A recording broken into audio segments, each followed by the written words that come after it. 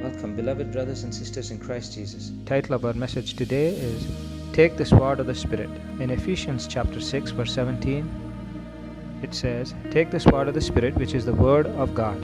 In Luke chapter 22 verse 36, the Lord Jesus says to his disciples, But now, he said, take your money and traveler's bag, and if you don't have a sword, sell your cloak and buy one.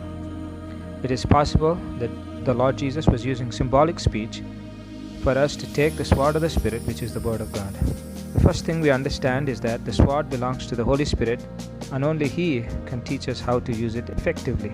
In Hebrews chapter 4 verse 12, For the Word of God is alive and powerful.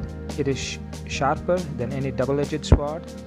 It penetrates even to dividing soul and spirit, joints and marrow. It judges the thoughts and intents of the heart. So we see that the Word in the hands of the Holy Spirit cuts into man's heart, wounds him. The wounded conscience begins to bleed. Its pain will be upon it day and night. There is no healing but by supernatural power. This is how we have all experienced the power of the Word of God when we were first saved, and it transformed us gradually from the inside out. We shall be grateful to God the Holy Spirit, for He has given us His weapon to fight the enemy. Let us look at spiritual warfare. Among the pieces of the full armor of God, only one weapon of offense is provided unto us. We shall use it for attack. So in spiritual warfare, it is not sufficient for a Christian to guard against sin and avoid temptation from himself. We have to attack the enemy. If we attempt to win ground from the enemy, he will not win much from us. Therefore, we shall not be content with being free from superstition, but we expose it wherever we see it. It is not enough to be sober, but we attack alcohol or drug abuse. We are not satisfied saying, I will keep Satan out of my family, but will go out and teach other children. Attacking the devil in the world might have prevented him from invading the church. So our calling is to attack with the sword of the Spirit, and this is the best way of defending ourselves. Now let us see why the sword of the Spirit is the only sword to be used. No other sword will match the enemy's weapon. If we fight the devil with human reasoning, as soon as such a wooden sword comes in contact with a satanic temptation, it will be cut to pieces. We must have the sword of the Spirit. No other will last the battle. Next, let us now look at how the word of the Lord endures forever.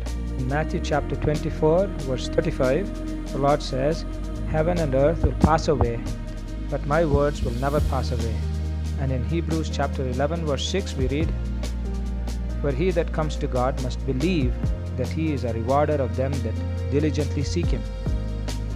Hence, we are required to study the Word and deeply meditate on it. The deeper we go with the guidance of the Holy Spirit, the greater is the reward for our efforts. Then we begin to apply it in our daily lives. If we are to stand, we are to attack our doubts. Any doubts about our salvation or about the precious blood, we are to cut them with the assurance of the Word. Better to kill them, the doubts, completely. Discouragement, impatience, anxiety all have to be attacked by the sword of the Spirit. We shall stand fast in the evil day if the sword of the Spirit be in our hand. Finally, let us look at how we are to win souls for Christ with the sword of the Spirit.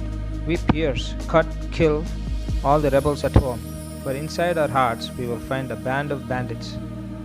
Once we are victorious at home, we aim to help a friend or a neighbor and keep advancing the kingdom. So, brothers and sisters, thanks for listening. Make sure you all take up the sword of the Spirit daily and fight the good fight of faith, emerging as more than conquerors in Christ Jesus. God bless you all, and goodbye till next week.